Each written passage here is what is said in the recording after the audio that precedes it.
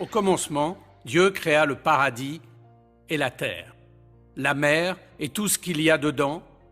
Et depuis le début de la création, l'œuvre de Dieu est vue et connue de tous. Pour toute construction, il faut un maçon. Et pour la création, il faut un créateur. Et tout comme un plan ingénieux révèle le talent de l'architecte, notre univers grandiose révèle la gloire de notre redoutable créateur. Les merveilles de Dieu nous entourent.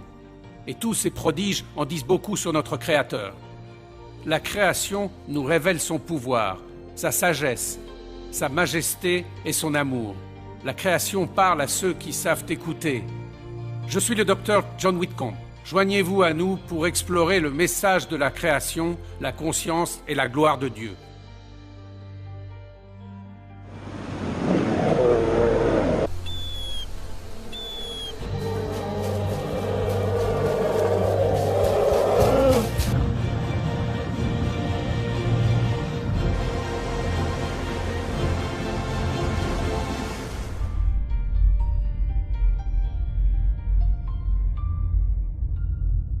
Dieu de pouvoir.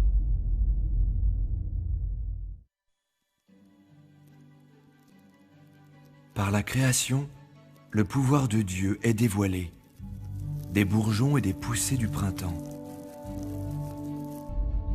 à la vie naissante dans l'utérus, où que l'on regarde, le pouvoir énergisant de Dieu est incontestable. Il guide les étoiles dans leur course dans le ciel. Il a formé d'énormes montagnes. Il maintient le cours des saisons. Entre ses mains est la vie de toute chose vivante.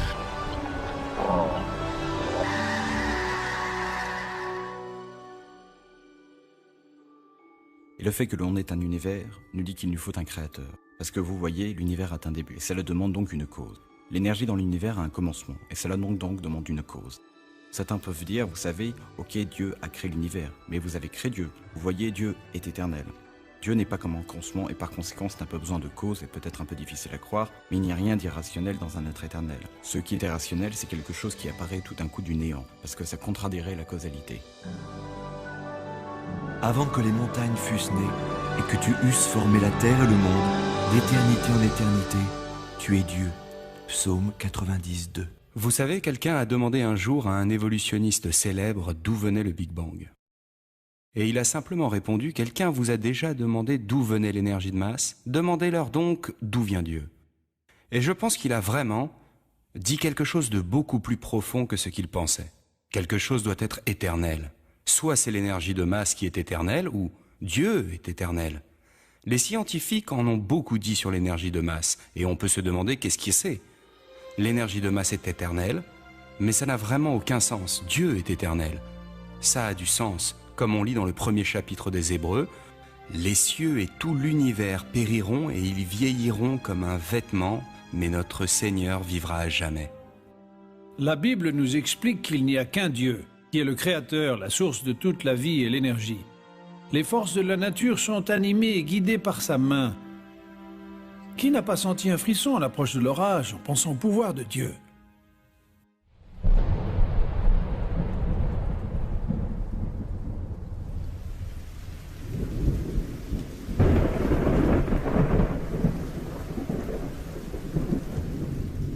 Ces éclairs illuminent le monde.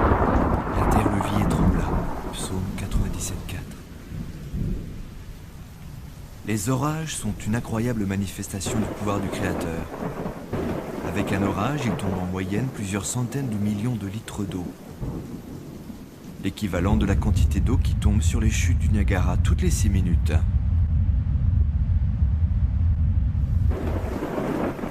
Et cet orage décharge 10 millions de kilowattheures en énergie, l'équivalent d'une ogive nucléaire de 20 kilotonnes. Les plus gros orages peuvent décharger 10 ou même 100 fois plus d'énergie.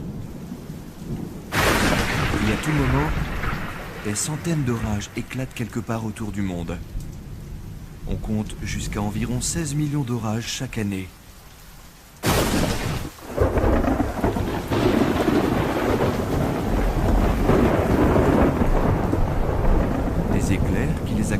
illumine le ciel entier. Un éclair peut tomber à plus de 8 km et contient plus de 100 millions de volts d'électricité, avec des températures approchant les 50 000 degrés Fahrenheit en une fraction de seconde. Plus chaud que la surface du Soleil. En moyenne, on compte une centaine d'éclairs qui frappent la Terre toutes les secondes. Plusieurs millions d'éclairs touchent la Terre chaque jour. Cette formidable puissance, cette vitesse incroyable et cette lumière éblouissante sont de claires manifestations de l'immense pouvoir de notre Créateur. Les orages sont un incroyable phénomène de l'atmosphère. Ils sont magnifiques, ils sont puissants et ils font peur. Ils déchargent toutes sortes d'énergie et c'est vraiment ce qui se passe. Les orages déchargent une quantité impressionnante d'énergie dans notre atmosphère en bougeant verticalement.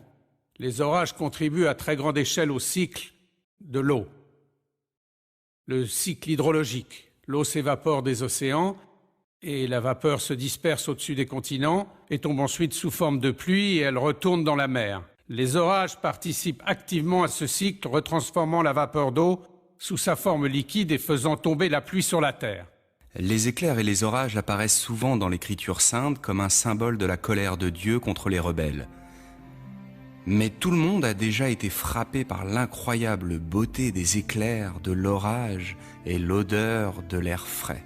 Après le passage de l'éclair qui unit dans l'air deux différents gaz, le nitrogène et l'hydrogène, ce qui fertilise la terre. Quand l'impact de l'éclair s'évapore dans l'air, cela dégage du nitrogène sous forme de vapeur qui est absorbée dans la vapeur d'eau qui ensuite retombe et fertilise le sol.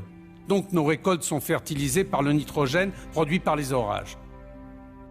Il y a 4000 ans, Job décrivait les manifestations de Dieu en ces termes. Il renferme les eaux dans ses nuages, et les nuages n'éclatent pas sous leur poids. Il soulève la mer par sa puissance, et par son intelligence, il en brise l'orgueil. Ce sont bien là les bords de ses voix. Et combien faible est le murmure qui nous parvient. Mais le tonnerre de sa force, qui peut le comprendre? Les orages sont donc des phénomènes naturels qui dégagent une énergie immense. Et je pense que c'est une leçon qui dit, si Dieu peut faire cela, que ne peut-il pas faire? Même si nous ne comprenons pas toute l'étendue de ce pouvoir, devant ces incroyables prodiges, nous devons nous incliner tous face au Dieu Tout-Puissant.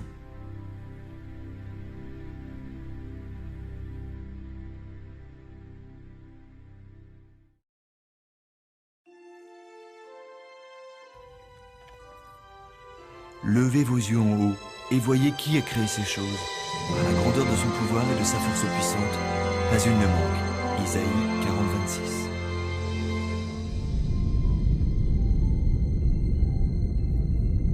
Notre soleil est immense et le débit de son énergie est énorme.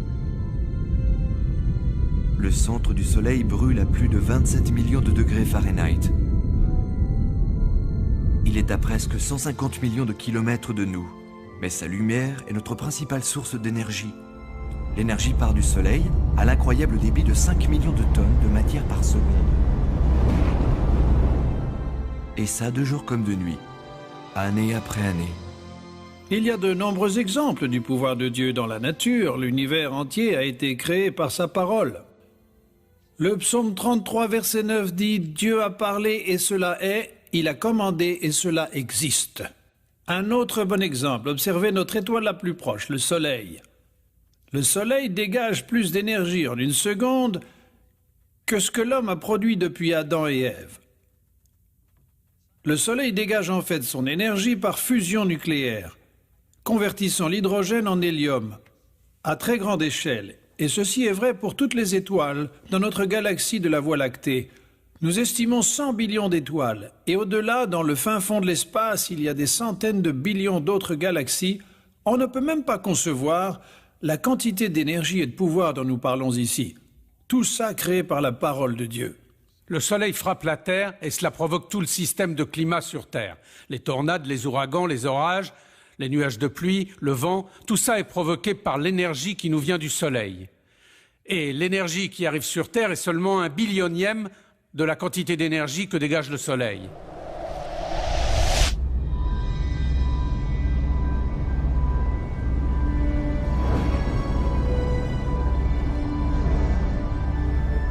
Pour bien comprendre, avec l'aide de l'animation par ordinateur, voyageons avec la Terre vers le Soleil, à 100 fois la vitesse de la lumière.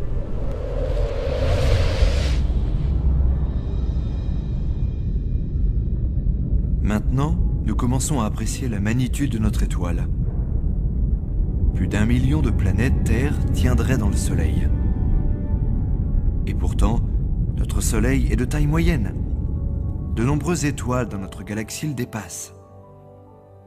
Actarus est la 4e étoile la plus brillante dans le ciel. À plus de 320 trillions de kilomètres, cette géante orange est visible à l'œil nu.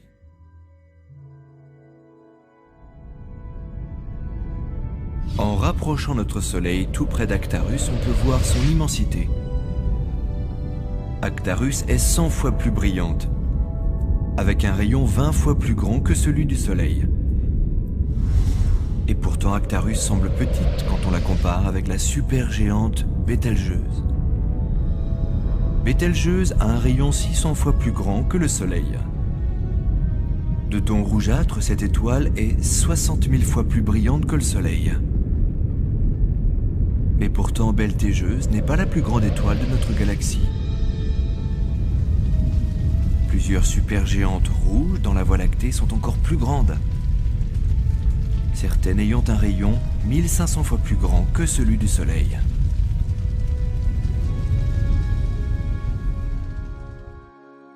Eh bien, une des choses dans la création qui, je crois, démontre vraiment le pouvoir de Dieu, c'est l'énergie qui dégage les étoiles. Comme le Soleil qui dégage plus d'énergie en 1 seconde qu'1 milliard de grandes villes sur Terre. Et enfin, s'il y en avait, 1 milliard produirait en 1 an. Et on ne parle ici qu'une seconde. Vous imaginez, bien sûr, il y a des étoiles qui sont encore plus puissantes que le Soleil. Imaginez toute cette énergie, toutes ces étoiles. Il y a des milliards d'étoiles dans la galaxie et des milliards d'étoiles dans d'autres galaxies. Et pourtant, la Bible décrit la création de toute cette énergie, tout ce pouvoir en une seule phrase. Et il fit aussi les étoiles.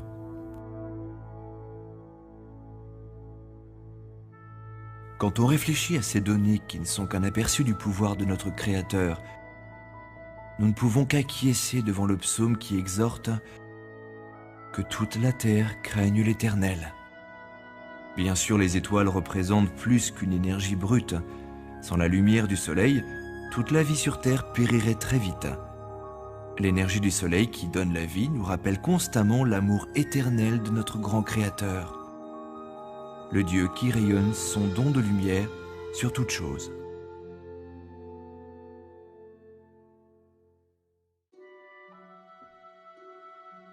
Il compte le nombre des étoiles, il appelle chacune par son nom. Il est notre grand Seigneur, il est tout-puissant, à son intelligence point de mesure. Psaume 147, 4, 5. L'univers visible contient plus de 100 billions de galaxies. Chacune de ces galaxies a un diamètre de millions de trillions de kilomètres de long. Et chacune compte des centaines de billions d'étoiles. Cela dépasse l'entendement, mais on estime maintenant que l'univers compte plus d'1 billion de trillions d'étoiles. Bien avant l'invention du télescope, la Sainte Écriture déclarait que l'homme ne serait jamais capable de déterminer leur nombre exact, car elles étaient trop nombreuses. Bien sûr, le Créateur en connaît le nombre exact, et le psaume 147 déclare qu'il appelle même chacune des étoiles par son nom. Le pouvoir de création lié à chaque étoile, la sagesse qui leur fait maintenir leur course et l'incroyable beauté qui brille dans tout l'univers nous confirment l'amour divin et la grandeur de notre Créateur. Dieu a créé un univers si vaste que l'homme ne peut qu'être émerveillé face à cet univers et à son immensité. Et penser, Dieu, tu es si grand. Et je pense à ce que David a dit. Quand je contemple tes cieux, l'ouvrage de tes mains, la lune et les étoiles que tu as créées, qu'est-ce que l'homme pour que tu t'en souviennes, le fils d'Adam pour que tu veuilles le visiter? Ce que nous savons, c'est qu'il y a des centaines de milliards d'étoiles dans notre galaxie, la galaxie de la Voie lactée. Et on estime qu'il y a plus de 100 milliards de galaxies dans l'univers. Et la Bible nous dit que les cieux sont plus hauts que la terre, et que Dieu vieille au-dessus de nous et qu'il entend toutes nos pensées. Et quand on réfléchit une seconde, qu'on pense à l'immensité de l'univers, que l'on compare à la Terre, elle, tout juste une tête d'épingle en comparaison. Mais quelle est l'étendue de l'univers de Dieu? En voyageant à la vitesse de la lumière, à près de 300 000 km par seconde, nous ferions 7 fois le tour de la Terre en une seconde seulement. Cependant, faire le tour de l'univers connu à la vitesse de la lumière nous prendrait au moins 28 billions d'années ou plus.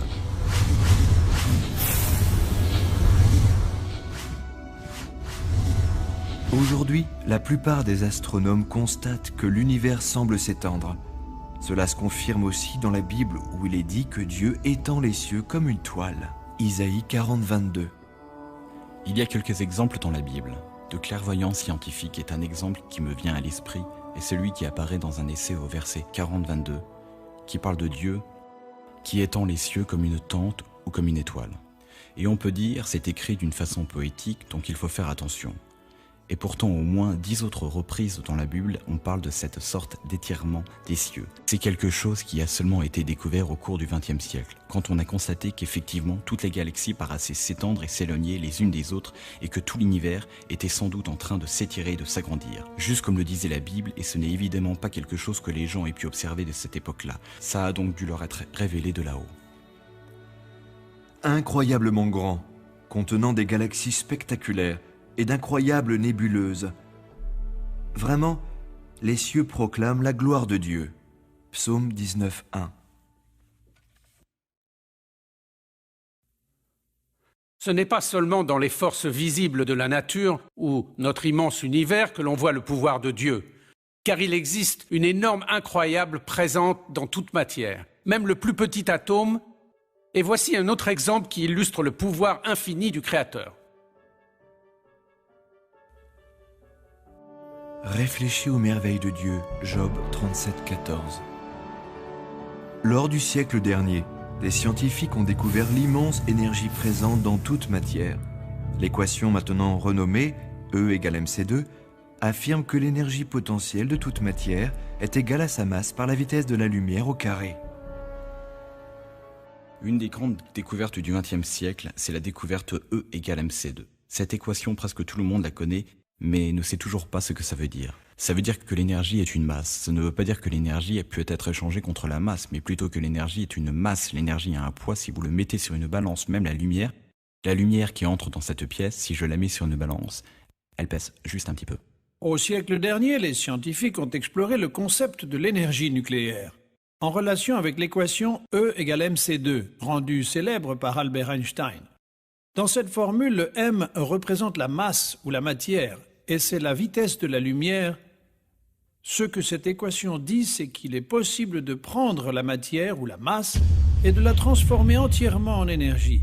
Vous avez une masse, vous l'ionisez et vous obtenez de la lumière, du son, du pouvoir et de l'énergie. Ça veut dire aussi que si nous pouvons prendre juste un petit peu de masse et accumuler l'énergie de cette masse, on pourrait faire des choses extraordinaires. Car dans cette formule, le C dans l'équation, E égale mc2, et la vitesse de la lumière, qui est bien sûr E, est un grand chiffre.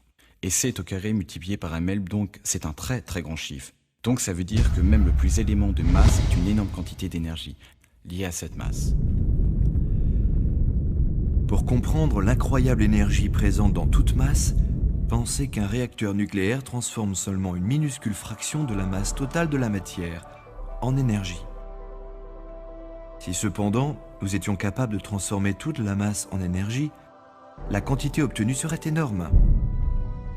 Par exemple, si la masse d'un arbre de taille moyenne pouvait être transformée en énergie, le débit obtenu serait de 45 trillions de kilowattheures. Pour pouvoir comparer, les États-Unis produisent environ 4 trillions de kilowattheures d'énergie électrique par an. Donc si toute la masse d'un seul arbre était transformée en énergie, et qu'on exploitait cette énergie, cela produirait pour tous les États-Unis pour plus de 10 ans d'énergie électrique. Ou pour même aller plus loin, l'énergie potentielle comprise dans un grain de sel pourrait alimenter tout un foyer pendant plusieurs mois. Même si la science a beaucoup à apprendre sur l'énergie, la masse est ce qui forme la matière. On a découvert que l'énergie comprise dans toute matière est incroyablement vaste. L'Écriture sainte explique que c'est Dieu lui-même qui enlève toutes les choses au nom de son pouvoir. Hébreux 1.3. Cela inclut chaque atome, chaque cellule, chaque étoile et l'univers tout entier. C'est maintenant indéniable. Dieu Tout-Puissant a créé un univers à énergie illimitée. Il faut que ce soit quelqu'un, pas quelque chose, parce que les choses sont exclues. Il faut que ce soit quelqu'un. Il faut que ce soit quelqu'un sans début et sans fin, qui avait le pouvoir et la vision, le savoir incroyable, une intelligence infinie pour organiser tout ça aussi bien depuis l'atome, de l'organisation de l'atome, au cosmos et au-delà. Quand on considère tous ces nombreux exemples du pouvoir de Dieu, ça devrait inspirer de la révérence et du respect dans nos cœurs. La Bible nous dit que la crainte de Dieu est le début de la sagesse. La crainte de Dieu, c'est de détester le mal. La crainte de Dieu nous amène à la vie. C'est pourquoi la meilleure réponse à l'autorité de Dieu, c'est de le vénérer et d'implorer sa miséricorde et son pardon pour nos péchés. Le prophète Jérémie déclara « Ah Seigneur Dieu, voici que tu as fait le ciel et la terre par ta grande puissance, et ton bras étendu. À toi rien n'est impossible. » Bien sûr, la création révèle l'omnipotence de Dieu, mais c'est plus que cela. Bien que l'univers soit perverti par la malédiction, la sagesse du Créateur, sa beauté et son amour sont toujours présents.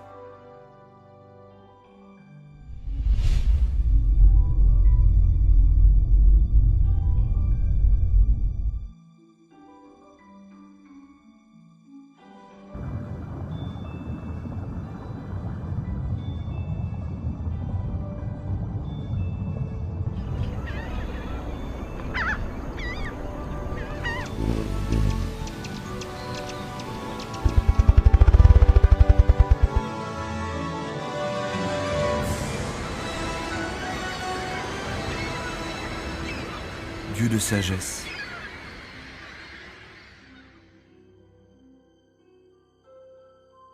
Où que l'on regarde, la sagesse de Dieu se fait visible. Prenez les propriétés de l'eau. Cette élégante molécule est indispensable à la vie.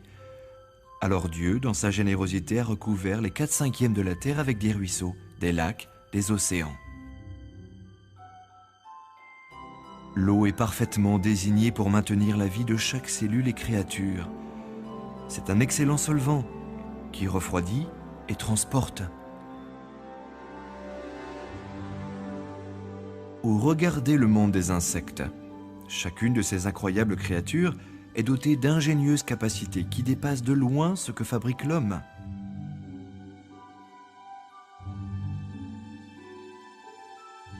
Élégantes et complexes, les œuvres du Créateur proclament sa sagesse.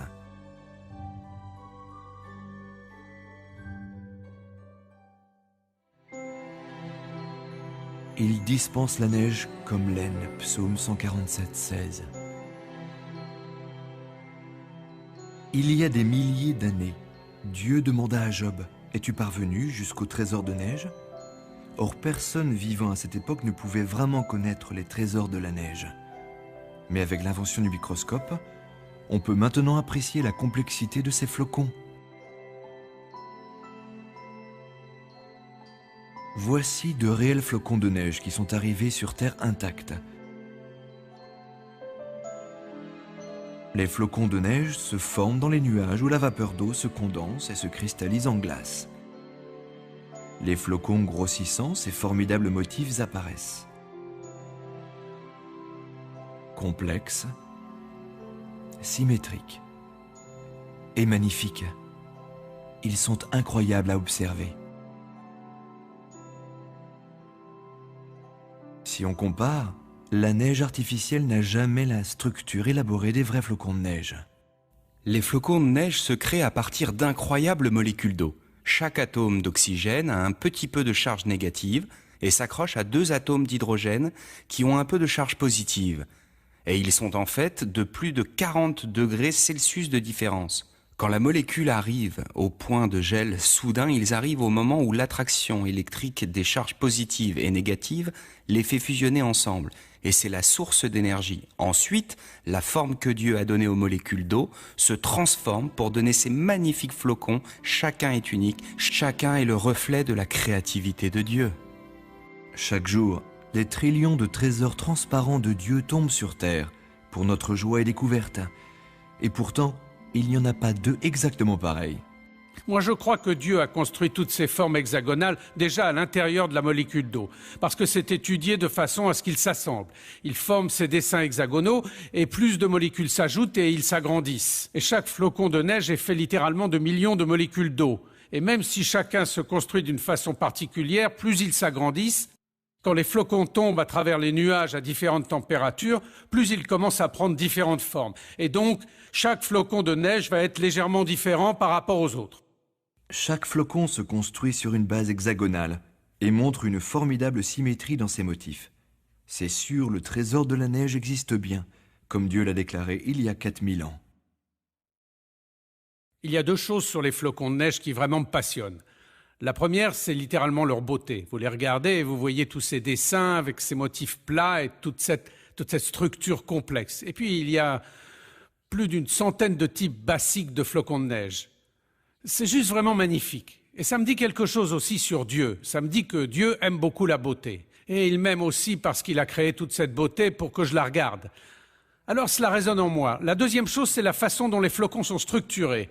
Comment toutes ces molécules individuelles s'assemblent en suivant un modèle fixe constant qui revient régulièrement. Et ça me confirme que Dieu l'a conçu. Il y a aussi une interprétation spirituelle. Chaque flocon de neige est complètement différent. Comme chaque humain, chaque être est unique et spécial aux yeux du Seigneur. Comme la main créative de Dieu forme les flocons de neige avec amour, ainsi, il essaie de créer chaque personne en reflet de sa gloire. Comparés au reste de la création, les flocons de neige sont simples. Pourtant, l'attention du grand architecte, même pour les innombrables flocons de neige qu'il forme chaque jour, est une indéniable marque de son amour.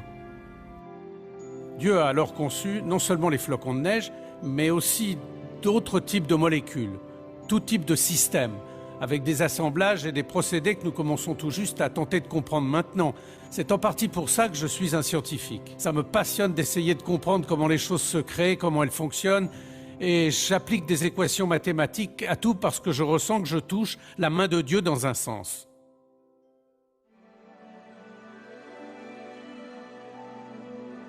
Mon Dieu, que tes œuvres sont nombreuses, tout avec sagesse tu les fis. Psaume 104, 24. Si de simples molécules d'eau formant les flocons de neige dévoilent une structure magnifique, considérez l'incroyable ingéniosité de celle des plus grandes et complexes molécules, comme l'ADN. L'ADN contient la base de toute vie, et c'est de loin le système de support d'information le plus complexe que l'on connaisse dans l'univers. Par exemple, la quantité d'informations contenues dans l'équivalent d'une tête d'épingle d'ADN remplirait une pile de livres 500 fois plus haute que la distance d'ici à la Lune. L'enchaînement de codes et la structure de cet incroyable système relèvent l'intelligence suprême de son créateur. L'évidence pour moi qui vraiment proclame qu'il y a un Dieu, c'est l'étude de l'ADN. L'ADN est une vraie puissance. Une machine massive de stockage d'informations. Et en fait, l'ADN qui conserve nos gènes est comme une encyclopédie d'informations, écrite dans un langage codé. C'est absolument fascinant, et les scientifiques savent aujourd'hui qu'un langage, un code, provient seulement d'une intelligence. Et les informations viennent seulement d'informations que personne n'a jamais vues, et puis d'autant plus qu'elles sont protégées par un code, personne ne les a jamais vues, isolées de ce code. Ce sont des informations propres à ce code, et quand vous regardez l'ADN, c'est complètement évident qu'au tout début, Dieu a créé l'univers. Nous commençons tous comme une simple cellule, de la taille d'une virgule à la fin d'une phrase. Comment cette cellule sait comment construire un corps avec plus de 100 trillions de cellules en lui, de milliers de types différents, et chacune d'elles est tellement complexe, de nanochimiques petites machines dont le fonctionnement dépasse complètement notre compréhension. Tout codé, c'est le manuel d'instruction, c'est le manuel du fabricant. Comment construire et faire fonctionner chaque partie de cet incroyable corps fait avec plus de 100 trillions de cellules. Et en outre, l'ADN est une molécule tridimensionnelle qui s'auto-reproduit. Chaque molécule est capable de faire une copie identique, rapidement et parfaitement. Le Seigneur a même programmé l'ADN pour qu'il détecte et corrige toute erreur de copie. Ses compétences, très sophistiquées, dépassent de loin celles de l'homme. Dieu a créé les molécules de l'ADN de telle façon à ce qu'elles se corrigent elles-mêmes. Il existe des protéines spéciales appelées enzymes qui vont de haut en bas, le long de ces molécules, et qui vérifient et font des réparations. Et ça, toutes les minutes, voire toutes les secondes parfois. Dieu nous a créés avec un code ADN qui a ce que nous appelons un éditeur ou un logiciel d'édition dans ces enzymes. Tout comme un éditeur lit un journal ou un livre et recherche les erreurs. Dieu a créé des enzymes spéciales qui passent de haut en bas des molécules d'ADN et réparent les erreurs, suivant un système qui est incroyablement complexe. Il y a de nombreux exemples dans la création des choses qui viennent confirmer le Dieu de la Bible. Et parmi ceux-là, il y a notre ADN. L'ADN est des informations en lui. Il y a tout un groupe d'études scientifiques appelées sciences de l'information qui analysent notre information. Créée et transmise par notre première cellule, une des lois des sciences de l'information dit que l'information n'est jamais construite comme ça de soi-même. C'est-à-dire, elle n'apparaît jamais spontanément et à chaque fois que nous suivons la copie des informations, jusqu'à leur première source, elles sont toujours reliées à un cerveau.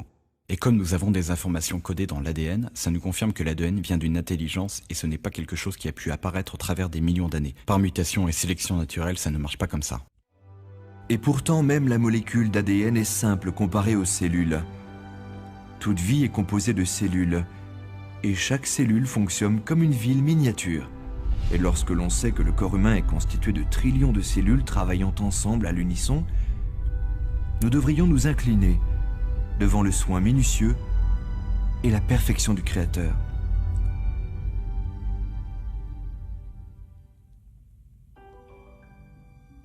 Dieu fournit au laboureur la semence et le pain qu'il nourrit.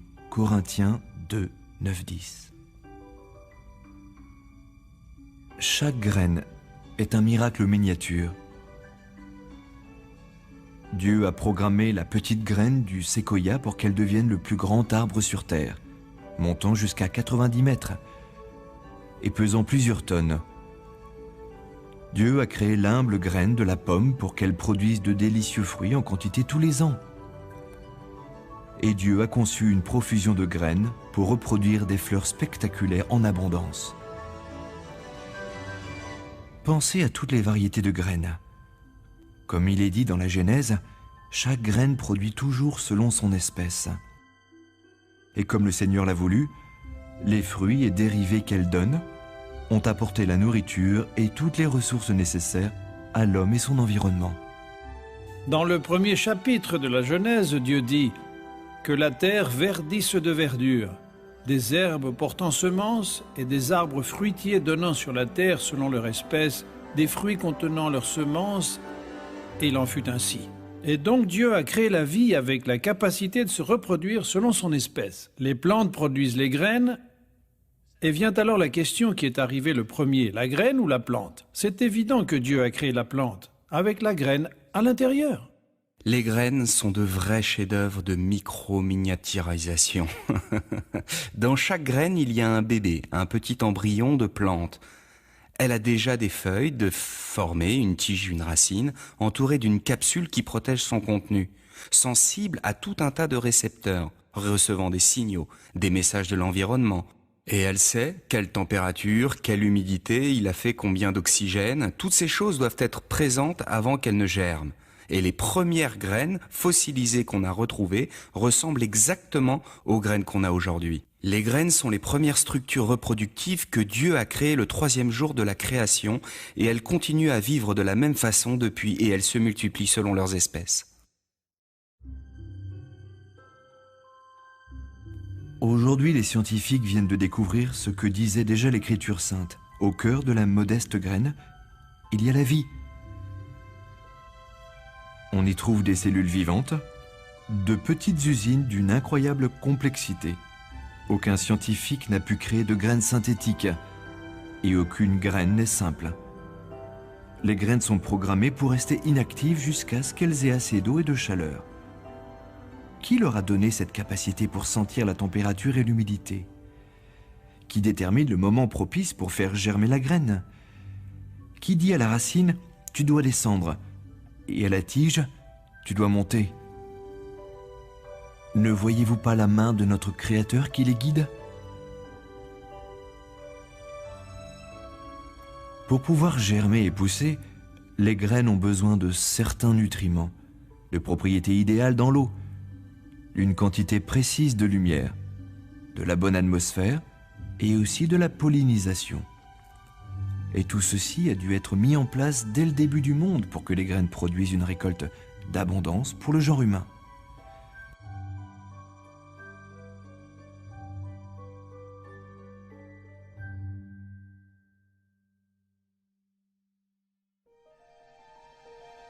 Observez les lys des champs. Si Dieu habille de la sorte l'herbe des champs, ne fera-t-il pas bien plus pour vous? Matthieu 6, 28, 30. Quel monde fade nous aurions sans les plantes et les fleurs? De la petite graine modeste à la magnifique floraison, les fleurs sont une particule de la splendeur de Dieu. Il y a une grande variété de plantes fleuries qui éclorent tout autour du monde. Et chacune de ces fleurs uniques, ses fruits et son parfum. Et quand elles s'épanouissent, leur parfum remplit l'air. Pensez que chaque fleur produit toujours son propre parfum particulier. Encore plus impressionnant, Dieu utilise les mêmes éléments, terre, lumière et eau, pour produire toutes ces éclatantes variétés. C'est incroyable. Mais certaines fleurs sont programmées pour savoir quelle heure il est. Les pavots de Californie, les belles de jour et les lys communs sont trois magnifiques exemples. Elles s'ouvrent et se ferment avec la précision d'une horloge. Elles sont sensibles à la pression atmosphérique, la longueur du jour, la température et l'humidité, et doivent avoir alors un biorhythme en elles-mêmes. Chaque feuille d'une plante est aussi une merveille. Bien avant que l'homme ne découvre comment accumuler l'énergie solaire, le Créateur a installé de miniatures panneaux solaires sur chaque feuille verte. Quand la feuille grandit, elle est programmée pour faire face au soleil, pour recevoir son énergie. Cette énergie active ses éléments chimiques. Au résultat, le dioxyde de carbone est absorbé, l'oxygène est relâché et l'hydrogène est utilisé pour fabriquer du sucre. Dieu a été très ingénieux en créant les feuilles pour qu'elles absorbent le gaz que rejette l'homme et diffusent de l'oxygène, dont dépendent toutes les créatures pour leur survie. La photosynthèse est aussi la base pour toute notre alimentation. Heureusement, Dieu a créé d'innombrables petites machines vertes qui travaillent tous les jours. Les plantes fleuries sont un vrai témoignage de la générosité de Dieu. Elles ne sont pas seulement nécessaires pour notre alimentation et la médecine et d'autres aspects de la vie que nous connaissons, mais nous ne serions pas capables d'exister sans les plantes fleuries. Prenons le cas par exemple de la grande famille d'animaux appelée anthropodes. Les insectes sont un des groupes de cette famille. Les insectes ont besoin de plantes, et les plantes, sans aucun doute, besoin des insectes pour ce qui est de la pollinisation. Et les insectes s'occupent également à fertiliser les plantes année après année. La Genèse au verset 29 nous dit que Dieu a créé les plantes vertes, séduisantes à voir et bonnes à manger. Les plantes utilisent le fascinant procédé de la photosynthèse pour attraper de l'énergie du soleil et elles récupèrent aussi des molécules de dioxyde de carbone dans l'air et des molécules d'eau dans la terre. Pour créer des molécules de sucre, ce qui représente un groupe basique pour tous les autres groupes d'aliments, et où les plantes trouvent-elles le dioxyde de carbone, nous le rejetons dans l'air. Les animaux rejettent du dioxyde de carbone. Les plantes absorbent ce dioxyde de carbone, elles absorbent aussi l'eau et elles rejettent de l'oxygène avec les molécules d'eau et nous les respirons. Nous brûlons le sucre, ce qui produit le dioxyde de carbone que les plantes absorbent pour produire plus de sucre. Vous avez compris l'idée ? Toutes ces actions s'assemblent dans une chaîne, tout en même temps. C'est une des choses, quand nous nous mettons à contempler la création, Dieu a créé les plantes, les animaux, les hommes, toutes les caractéristiques physiques de l'univers, pour que tout converge ensemble dans un système complexe qui reflète sa gloire. Aliments, oxygène, médecine, énergie, matériaux bruts. C'est sûr, le Seigneur a créé les plantes à notre avantage. La riche diversité de plantes fleuries et les nombreux avantages qu'on en fait, tout cela révèle un Créateur sage et généreux. Magnifiques quand elles sont épanouies, la beauté des fleurs fane rapidement. L'Écriture sainte compare la vie de l'homme sur la terre à la fleur. elle passe très rapidement. C'est pourquoi il est si important pour chacun d'entre nous de rechercher la vie éternelle dès aujourd'hui.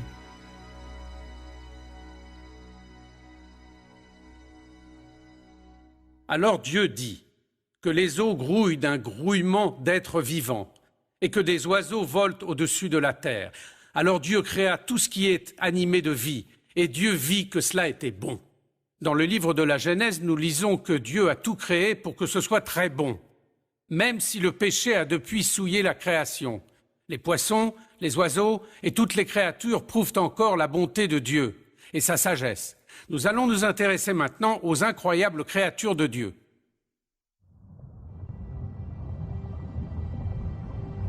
Vivant dans tous les océans du monde, existent des créatures plus magnifiques encore que ce que l'homme ne pourrait s'imaginer. L'immense diversité des habitants des océans montre l'incommensurable ingéniosité de notre formidable Créateur. Et chaque créature de la mer a été conçue avec une incroyable fonctionnalité. Dieu a équipé la pieuvre d'une espèce de jet à propulsion, d'un système de ventouse et de camouflage personnalisé bien supérieur à tout système créé par l'homme. Regardez cette pieuvre géante se transformer en rocher avec des algues. Sa couleur, sa forme, sa texture sont toutes transformées en un instant.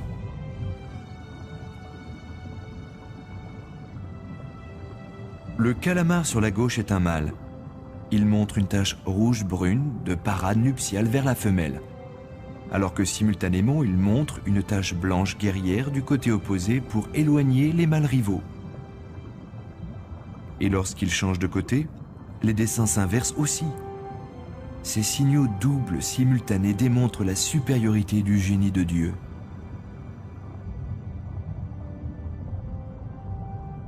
Les relations symbiotiques qui se développent sous l'eau révèlent une vision parfaite dans la conception du système. Les anémones de mer sont vénéneuses, mais Dieu a permis à certains poissons de pouvoir cohabiter sans danger dans leur entourage. Par exemple, les poissons clowns sont dotés d'une immunité au poison des anémones. Ça ne peut pas être le fruit de l'évolution, car les générations antérieures auraient péri et auraient disparu avant de développer une immunité qui les protège.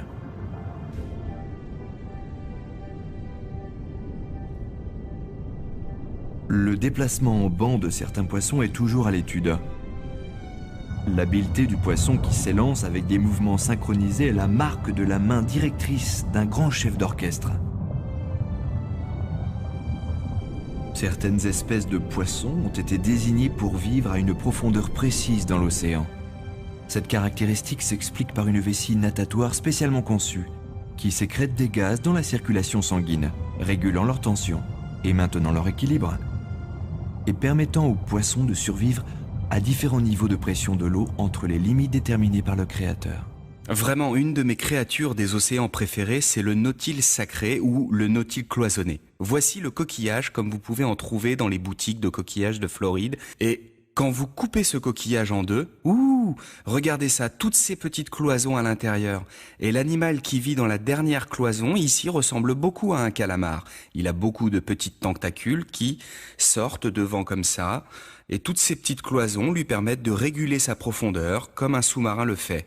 À l'intérieur de cet incroyable calamar, il y a un cerveau, il y a un œil qui voit le monde comme nous le voyons.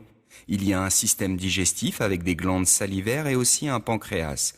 Il a 3 cœurs différents, il est aussi complexe que nous à l'intérieur. Et pourtant, un fossile de ce genre de créature a été un des premiers fossiles retrouvés. Une complexité millénaire, c'est un formidable témoignage à la créativité de Dieu. Quand j'étudie les créatures des océans que Dieu a créées, je m'intéresse particulièrement aux poissons. Ce sont des créatures fascinantes, en commençant par leur habileté aérodynamique, le fait qu'ils aient été conçus pour extraire de l'oxygène de l'eau d'une façon aussi efficace. Le fait qu'ils aient des valeurs esthétiques aussi agréables et aussi bien sûr l'excellente qualité qu'ils apportent à notre alimentation. Les poissons ont toujours été des poissons si l'on en croit les fossiles qu'on a retrouvés. Les poissons sont très certainement d'incroyables habitants parmi les créatures vivantes créées par Dieu.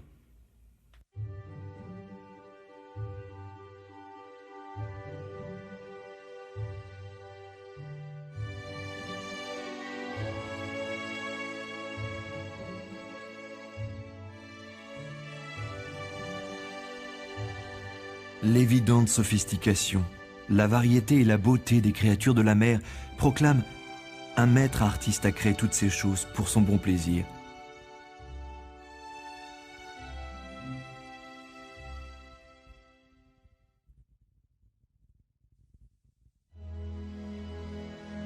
Regardez les oiseaux du ciel, Matthieu 6, 26.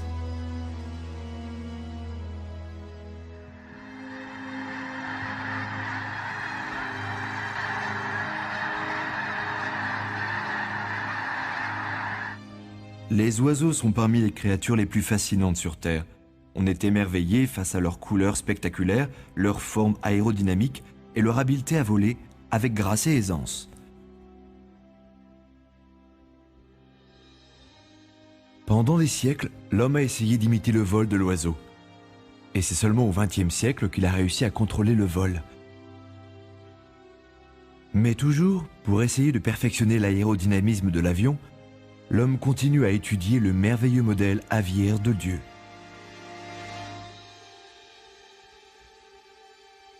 Regardez quelques caractéristiques du modèle du Créateur.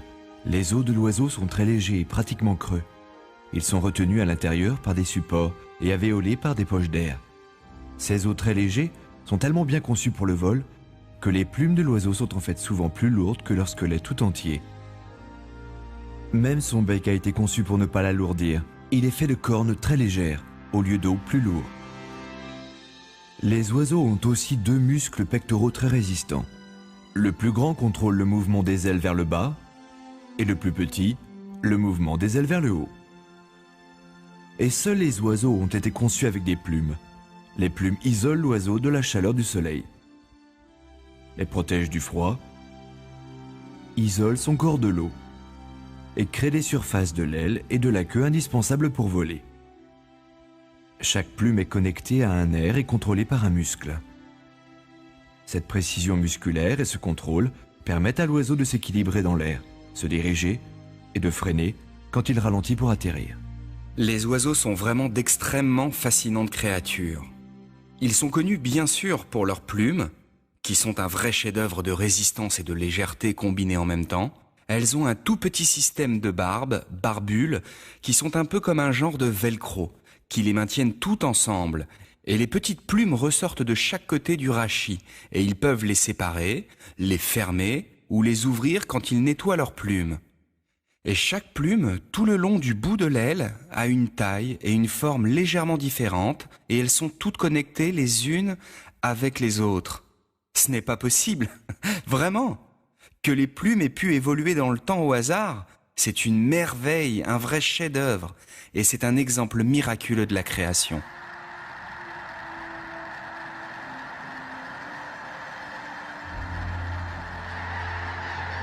Un autre élément essentiel pour le vol de l'oiseau, ce sont les poches d'air qui se trouvent entre les organes de l'oiseau. Les poches d'air de l'oiseau sont reliées à ses poumons, et pendant le vol, l'air circule par les poches. Ce système permet au tissu du corps de l'oiseau de s'alimenter rapidement en oxygène vital et lui permet de rester léger dans les airs. Tous les oiseaux sont fascinants, vous savez, ils ont un système de respiration que l'on n'a retrouvé chez aucune autre créature. Les poumons de l'oiseau sont un système spécial de double circulation où vous pouvez oxygéner l'air en expirant et en inspirant. Contrairement à nos poumons et à ceux des autres créatures, les poumons des oiseaux ont un double système et en fait c'est vraiment très important. Les oiseaux ne changent pas la taille de leur cage thoracique même quand ils respirent. Et si vous regardez un oiseau qui se pose après des milliers de kilomètres de migration, est-ce que vous voyez sa poitrine gonfler quand il respire ?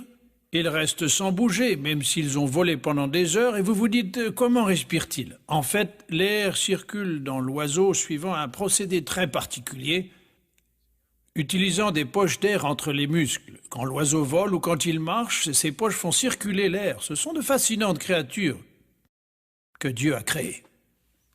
Toutes ces merveilles d'ingénierie s'unissent pour permettre le vol et démontrent une vision parfaite dans la création des oiseaux. Une de ces merveilles chez les oiseaux, c'est leur habilité à immigrer sur de très grandes distances. La sterne arctique voyage d'une zone tout près du pôle Nord jusqu'en bas, jusqu'au pôle Sud et remonte. Tous les ans, maintenant, les gens peuvent faire ça en avion. Mais vous avez peut-être déjà regardé dans la cabine d'un avion toutes ces manettes, ces boutons, ces commandes. Et après, il faut aussi une tour de contrôle pour dire au pilote où il va. Et tout ça tient dans une toute petite partie du cerveau d'un oiseau. La prochaine fois que quelqu'un vous traite de cervelle d'oiseau, dites-lui « Ah, merci !»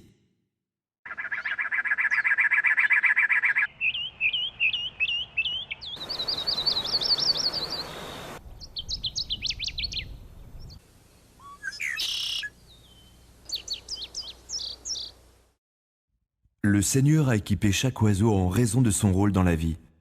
Pour le service de l'homme, chaque espèce d'oiseau a une zone de contrôle spécifique. Beaucoup servent à contrôler les insectes, d'autres à éliminer les carcasses. La famille des pinsons détruit les graines des mauvaises herbes. La chouette et le faucon contrôlent les rongeurs. Les bécasses ratissent les plages.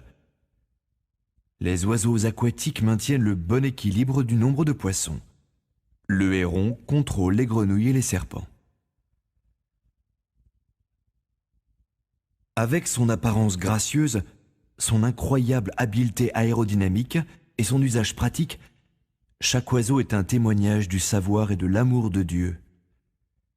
Et même si Dieu a beaucoup favorisé les oiseaux, souvenez-vous que Jésus nous assure que nous avons plus de valeur qu'un groupe de moineaux.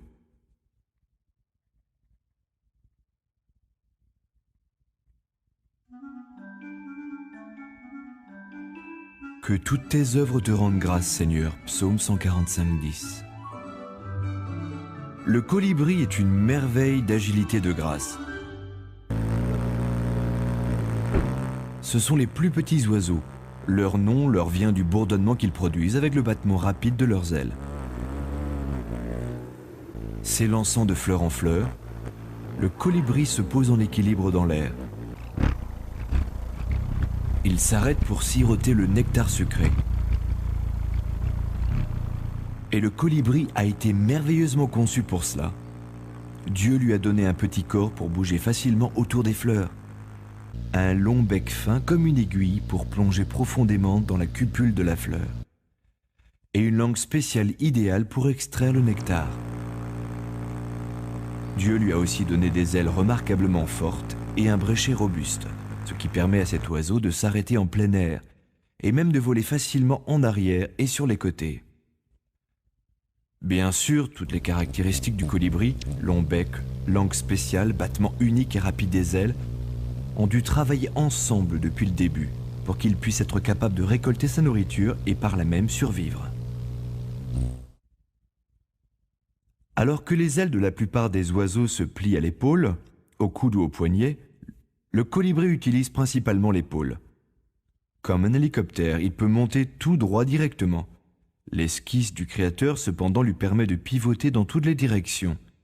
C'est beaucoup plus efficace et de loin beaucoup plus agile que toute machine volante créée par l'homme.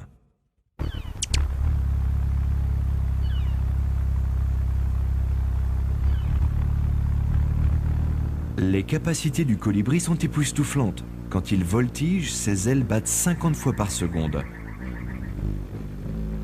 Quand il vole tout droit, plus de 80 fois. Son cœur bat 21 fois à la seconde. Ces tout petits oiseaux ont un rythme métabolique qui est presque inimaginable. Leur rythme cardiaque est si rapide qu'il dépasse la limite des sons audibles. Vous pensez à ces petits colibris qui volent et migrent sur des centaines de kilomètres. Ils réservent de la nourriture pour faire ces voyages. Une différence de quelques fractions de grammes en nutriments et ils pourraient ne pas finir leur voyage. Et ces oiseaux sont une évidente preuve des merveilles de la création.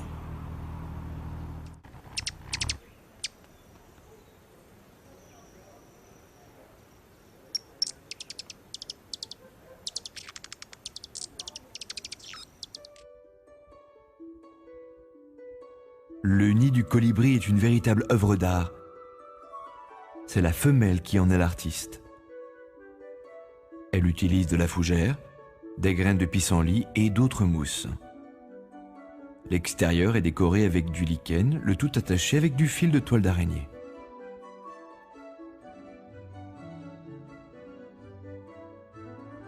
L'intérieur est molletonné avec ce qu'elle peut trouver de plus doux. Personne ne lui a enseigné l'art de construire un nid. C'est une habileté divine.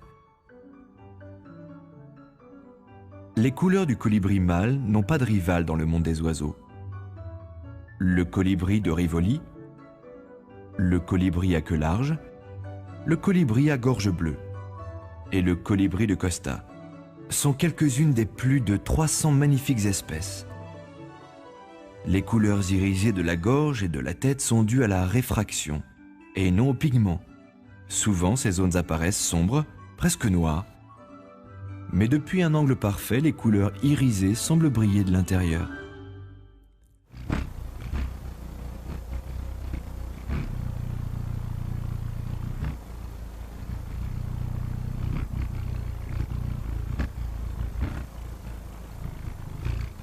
Chaque détail chez ces incroyables petits oiseaux démontre la généreuse disposition de Dieu. Devrions-nous nous dire que le colibri a été spécialement favorisé par le bienveillant Créateur? Non, cet amour sincère s'étend à toutes les créatures. Si nous étudions attentivement toute créature, la gloire du Seigneur apparaît toujours.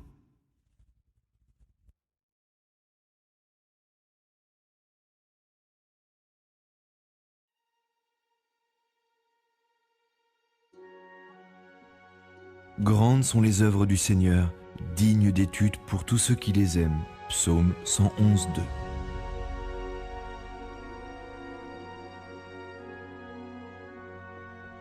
On estime à 18 000 les espèces de papillons qui embellissent notre planète. La magnifique coloration des ailes du papillon est créée par des millions de petites écailles. Ces écailles de précision fonctionnent comme des cristaux biophotoniques. Ils reflètent de spécifiques longueurs d'onde de lumière pour produire ces couleurs si brillantes. Derrière ces dessins extraordinaires et ces couleurs chatoyantes, on devine la sagesse et l'amour du Créateur. Une des choses les plus incroyables pour moi au sujet des papillons, ce sont leurs magnifiques couleurs. Prenez par exemple le papillon morpho. Le papillon morpho arbore un magnifique ton bleu irisé, mais quand des biologistes, il y a des décennies de cela, ont essayé d'analyser les écailles de ce papillon, ils n'ont trouvé qu'une cellule de pigmentation. Ils ont trouvé à la place des éléments biophotoniques. Ils ont trouvé des éléments qui sont conçus par le Créateur pour absorber certaines longueurs d'onde de lumière et refléter pour celui qui les regarde. Seulement cette longueur d'onde de lumière dans le spectre d'une couleur de ton bleu-violet. En utilisant un puissant microscope, on a trouvé des éléments qui ne peuvent pas avoir de variation supérieure à 0,0004 mm. Un autre formidable témoignage de la création de Dieu.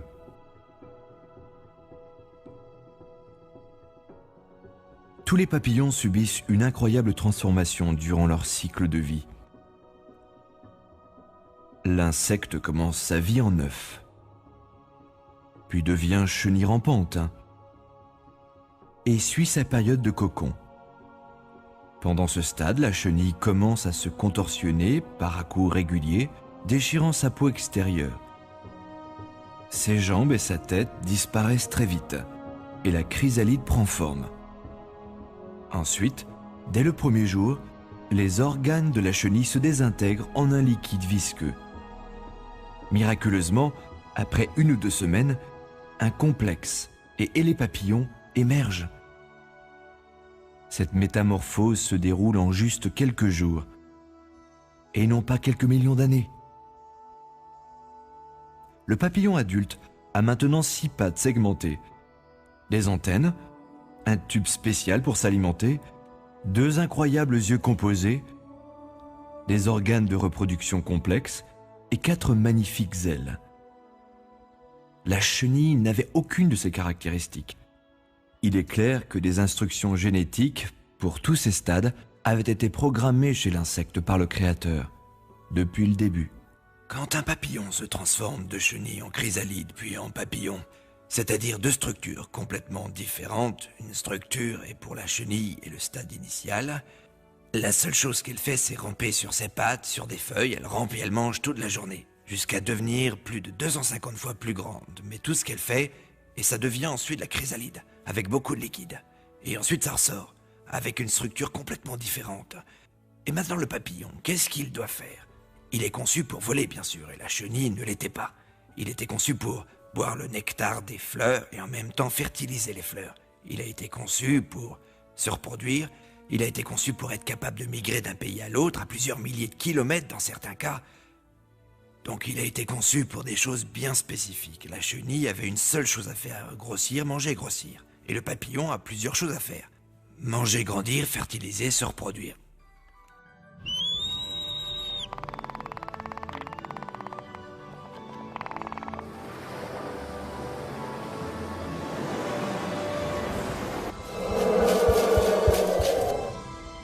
Il y a des milliers d'années, l'Écriture sainte déclarait ce qui était une loi connue de tout le monde. Par exemple, dans le livre de Job, chapitre 12, on lit « Interroge pourtant le bétail, pour t'instruire, les oiseaux du ciel pour t'informer.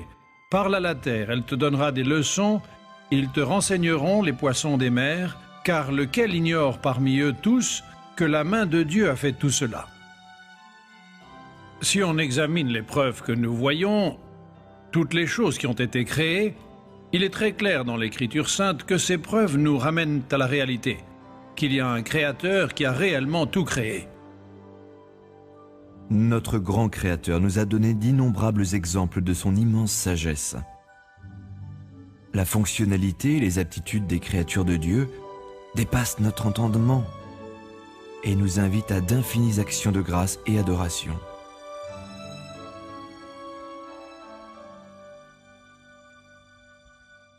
Puis Dieu dit, faisons l'homme à notre image, comme notre ressemblance. Genèse 1,26. Alors que toute la création reflète le caractère de Dieu, l'homme seulement a été créé à l'image de Dieu. L'homme a des distinctions physiques. Son cerveau est un chef-d'œuvre de complexité. Ses mains sont capables de faire le travail le plus précis. Et il marche debout. Pourtant, c'est la nature spirituelle de l'homme qui est spécialement unique. L'Écriture sainte dit que Dieu est un esprit. Et même si le genre humain s'est perverti dans le péché, la nature spirituelle de l'homme garde toujours la trace du caractère du Créateur. Par exemple, l'homme a le libre arbitre. L'homme sait la différence entre le bien et le mal. Seul le genre humain a produit de grands scientifiques, compositeurs, prophètes et poètes.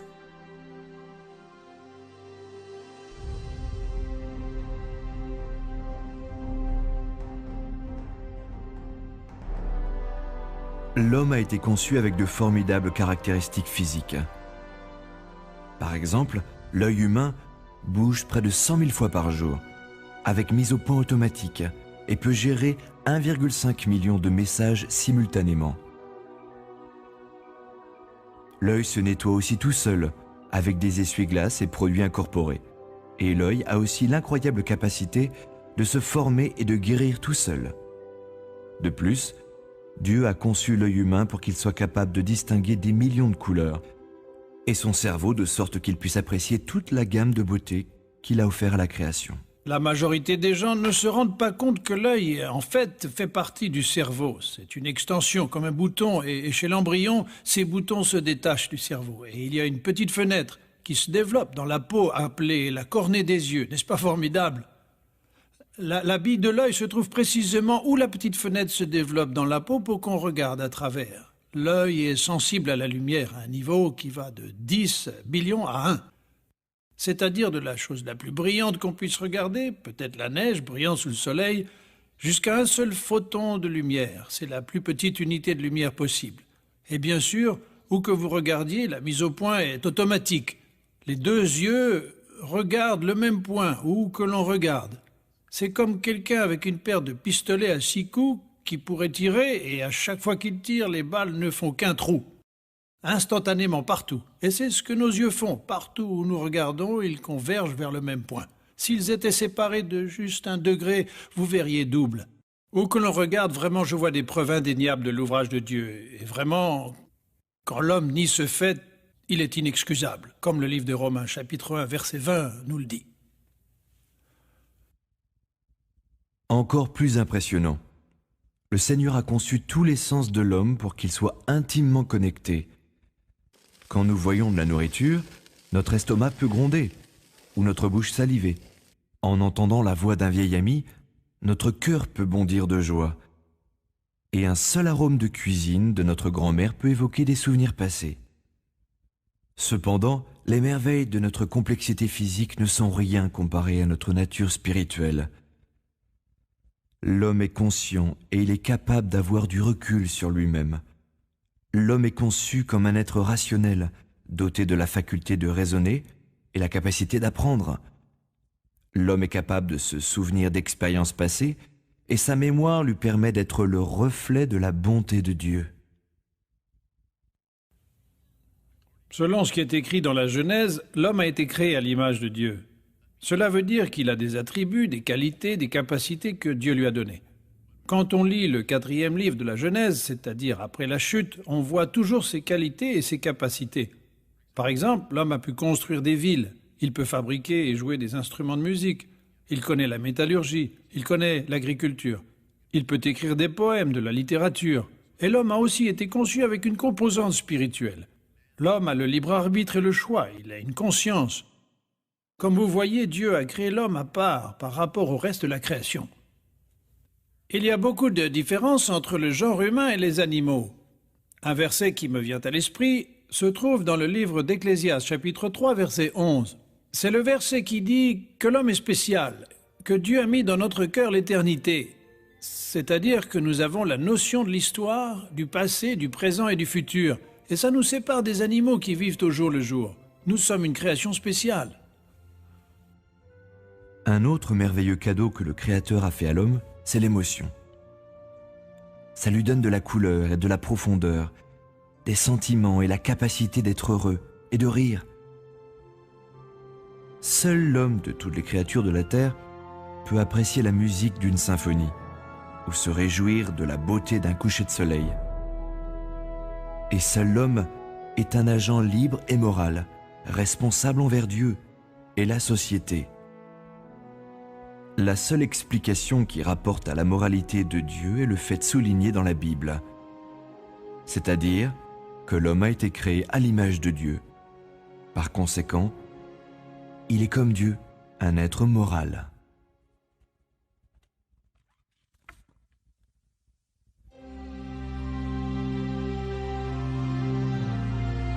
Dieu de justice.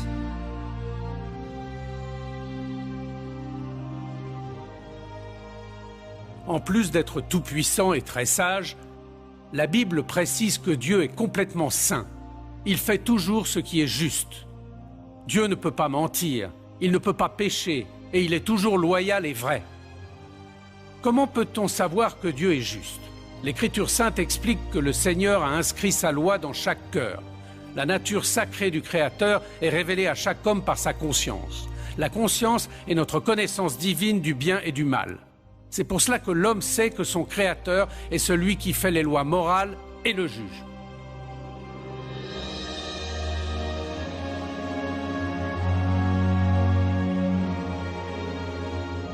Soyez saints, car moi, Yahvé votre Dieu, je suis saint. Lévitique 19:2. Anna, avez-vous une conscience? Oui, je pense que j'ai une conscience. Est-ce que vous pensez que tout le monde a une conscience? Absolument. Mais vous avez une conscience? Oui. Et d'où est-ce qu'elle vient? Je ne sais pas. La Bible est très claire à ce sujet. La connaissance de Dieu est inscrite dans nos cœurs. Et même la notion du bien et du mal. Est-ce que tu as déjà dit un mensonge? Oui, Et qu'est-ce que ça fait de toi? un menteur. Un menteur, hein. Tu as déjà volé quelque chose? Oui, Et qu'est-ce que ça fait de un toi? voleur. Un voleur? Supposons que vous êtes dans une boutique, un magasin quelque part, et quelque chose dont vous avez vraiment besoin est en face de vous, personne n'est là à regarder. Vous réfléchissez, zut, j'ai oublié mon portefeuille. Mais pas de problème, personne ne regarde. Hop, dans la poche. Vous l'avez, vous sortez, personne n'a rien vu, et vous vous en sortez très bien. Au fond de vous, qu'est-ce que vous pensez? Le soir, quand vous allez vous coucher, qu'est-ce que vous pensez? Et je pense que tout le monde sait parfaitement bien, cette pensée va tournicoter dans votre tête. Eh oui, je l'ai volé. C'est notre conscience. Vous avez toujours fait usage de la conscience que Dieu vous a donnée? Non. Non. Est-ce que vous avez déjà prononcé le nom de votre Créateur, Dieu qui vous a créé avec tous vos attributs et tous vos dons? Avez-vous déjà utilisé son nom dans un juron? Ouais, j'avoue. Jésus a dit « Vous ne devrez pas commettre l'adultère ». Mais disons que si tu regardes une fille avec envie, tu commets l'adultère dans ton cœur. Est-ce que tu as déjà regardé une fille comme ça? Ok, donc tu as déjà désobéi à ce commandement alors? Dieu sait qu'il a écrit sa loi dans la conscience de chaque homme. Donc, tous les hommes sont inexcusables. Tout le monde sait quand il a péché. Tout le monde sait qu'il a désobéi à sa loi et tout le monde sait que c'est mal. On a la capacité de reconnaître le bien du mal, on a la capacité de savoir si on a bien fait, et Dieu doit aussi savoir. Il doit être celui qui a inventé la moralité, c'est sûr, non, ce qui est bon. Parce que sinon, comment on sait ce qui est bien ou mal? Oui, c'est pour ça incroyable. Le fait que tout le monde connaisse le bien du mal, qu'est-ce que ça te dit sur le caractère et la nature de Dieu? Qu'il est juste. Si Dieu devait juger selon les principes divins, est-ce que tu es coupable ou innocent? Coupable. Alors, si tu es coupable parce que tu as blasphémé, menti, volé, le jour du jugement, Dieu t'enverra au paradis ou en enfer en se basant sur les 10 commandements? J'irai très certainement en enfer. Devons-nous faire face au juge tout-puissant? Oui, c'est certain. Et si c'est le cas, nous serons jugés, coupables pour ce qu'on a fait. Ma conscience me dit qu'il y a quelqu'un à qui je dois des comptes. Et c'est mon Créateur. Et je sais que je n'ai pas vécu à la hauteur de ses espérances. Est-ce que tu as déjà utilisé le nom de Dieu pour rien, par exemple, « Oh mon Dieu » ? Oui. Est-ce que tu peux penser à un moment où ta conscience s'est mise à crier pour quelque chose que tu as fait dans le passé, où elle t'a dit « Alan, fais pas ça » ou « Alan, tu ne devrais pas faire ça ». Oui. Si tu peux t'en souvenir, tu crois que notre Créateur s'en souvient? Oui. Tu crois que la conscience nous dit qu'il nous faut un sauveur? Oui. Et vous savez qu'il nous a fallu un Dieu qui nous aide personnellement et nous protège, mais d'une justice redoutable. Et c'est la seule façon possible. On ne peut pas changer les lois de Dieu. Il n'y a que lui qui ait pu mettre cette conscience en nous pour que nous puissions ressentir. C'est réellement Dieu que nous ressentons à travers notre conscience. Si la création met en avant les merveilles de Dieu, cela présente un message mixte. Car au milieu d'autant de beauté et d'ordre, on trouve aussi la maladie, la déchéance et la mort. Et sans surprise, il n'y a que la Bible qui explique cette apparente contradiction. Au tout début, Dieu créa toutes les choses parfaites. Cependant, l'homme reçut le libre arbitre et un choix. Malheureusement, il choisit de se rebeller contre son Créateur. Et Dieu punit Adam. Et le péché apporta souffrance et mort. La malédiction décrite dans la Genèse affecta toute la création. Et aujourd'hui, on en voit les horribles résultats. Cependant, il y a de bonnes nouvelles. Avant la fin des temps, Dieu a un plan pour sauver l'humanité. Parce que le péché demande la peine de mort, le Créateur est descendu sur terre comme un homme, a vécu une vie sans péché, et il est mort pour payer la peine de nos péchés. Il est ressuscité d'entre les morts, et il offre son pardon, et la vie éternelle à tous ceux qui le suivront.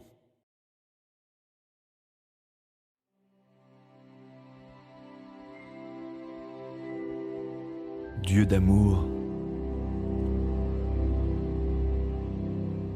Comme ce film l'a démontré, dans la création, nous voyons la sagesse et le pouvoir, les merveilles de Dieu, son amour pour ses créatures. Mais vous ne pouvez pas le regarder sans penser que quelque chose va mal. C'est comme si nous avions une mémoire profonde dans le fond de la conscience, d'un temps où il y avait un paradis et il est perdu. Dieu a fait un monde merveilleux, tout était parfait au début. Mais parce que l'homme a péché, maintenant c'est un monde puni. Nous voyons de la beauté, mais aussi des choses laides et des choses horribles, et tout ça semble un peu contradictoire, mais c'est seulement parce que c'est un monde perdu. C'est si facile de voir les merveilles de Dieu même dans notre propre entourage, juste dans le quartier où nous vivons. On voit des oiseaux qui s'envolent au-dessus des haies, de magnifiques fleurs colorées, la beauté d'un coucher de soleil. Pourtant, plusieurs d'entre vous ont sans doute du mal comme moi quand j'étais jeune homme, étudiant la biologie, car quoi penser des défauts de naissance, des maladies, des désastres du feu, des inondations, des guerres, des plagues? Où est Dieu dans toutes ces choses-là? Est-ce que c'est le Dieu des merveilles qui a fait cela? La Bible nous répond très clairement non. Le Dieu des merveilles, c'est celui qui a créé les merveilles que nous voyons, la beauté de la maquette de sa création. Malheureusement, les hommes se sont rebellés contre Dieu. Mais ce qu'a fait Dieu est absolument merveilleux. Même si nous nous sommes rebellés contre lui et nous ne méritons pas d'avoir vécu, nous ne méritons pas de vivre, il est entré dans notre histoire pour devenir l'un de nous. Jésus a dit « Dieu aime vraiment le monde. Aime vraiment le monde. Il nous a donné son Fils unique. Vous donneriez votre Fils en sachant qu'il va être haï et condamné, attaché, mordu, humilié et crucifié ?» Dieu savait ce qu'il allait arriver. Et je pense souvent à Jésus. Il savait depuis la veille des temps ce qu'il allait souffrir. Certains peuvent se demander si un homme marchant sur les chemins poussiéreux d'Israël il y a si longtemps pouvait vraiment nous sauver de la mort, comme il pourrait vraiment nous donner une vie éternelle. Mais rappelons-nous que le Christ qui est mort pour nous, c'est le créateur de la vie. Quel Dieu merveilleux, le fait qu'il entre dans notre histoire pour venir payer le prix de nos péchés, et il vient nous offrir après ça le salut pour nous sauver après ce qu'on a fait. Parce que quand on y réfléchit, on a commis un acte de haute trahison envers le Dieu de la création. Et pourtant, il nous aime tellement qu'il est entré dans notre histoire pour payer le prix de nos péchés, pour qu'on puisse passer l'éternité avec lui. Waouh, quel Dieu formidable! Selon l'Écriture sainte, le plus grand créateur, ce n'est pas seulement celui qui a tout créé, mais celui qui nous sauve de nos péchés. Jésus-Christ est descendu sur terre, il a vécu une vie parfaite à nos côtés, il est mort sur la croix, son sang a coulé, et 3 jours après, il a ressuscité, il vit aujourd'hui. Et tous ceux qui croient en lui et sentent sa présence, et reconnaissent ce que nous sommes et ce que nous faisons, et demandent le pardon, et se repentissent de leurs péchés, peuvent entrer en relation avec le Créateur, et ce, pour une éternité. C'est ça la bonne nouvelle. Peut-être que la plus grande des merveilles de tous les aspects de la création, c'est que Dieu ne nous laissera pas tomber. Il a envoyé son propre Fils pour restaurer les choses et nous attendons son retour un jour. Et quand ce jour arrivera, les loups et les agneaux vivront ensemble, rien ne sera blessé ou détruit. Et dans toutes les montagnes sacrées, la terre sera pleine de la connaissance de Dieu. Les eaux couvriront les mers et ce merveilleux passage du livre d'Ésaïe. Waouh, l'amour rédempteur de Dieu, c'est la plus belle merveille de toutes. Vraiment, notre Créateur est le Dieu des merveilles. Et la plus grande merveille, c'est son immense amour. L'Écriture sainte dit que Dieu est amour et qu'il nous a démontré son amour envers nous en descendant du paradis pour nous offrir sa vie, pour qu'on puisse être réunis avec lui pour toujours. Jésus-Christ est le Créateur sur la croix. Il porte nos péchés et ressuscite d'entre les morts. Le Seigneur offre maintenant la vie éternelle à tous ceux qui se repentissent de leurs péchés et se confient à lui entièrement. En plaçant votre foi en Jésus-Christ, vous pouvez entrer en relation avec le Créateur de notre univers et pour la vie éternelle. C'est le don qu'il vous fait et ce qu'il désire pour vous. Pour Dieu qui seul fait de si admirables merveilles, gloire à toi, je te rends grâce et t'honore pour toujours.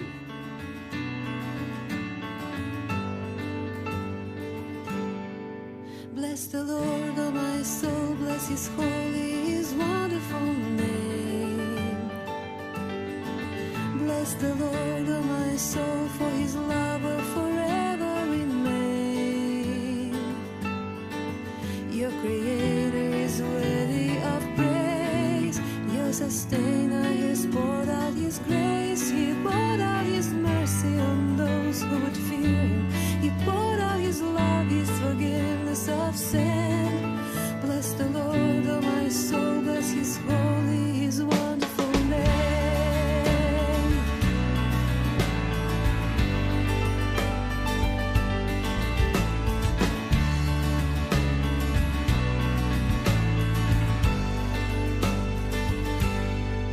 Sing to him a new tune, sing to him from the deep of your soul.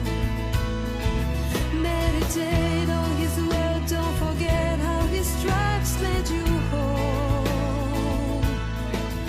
Your Creator is worthy of praise. Your Sustainer has poured out his grace.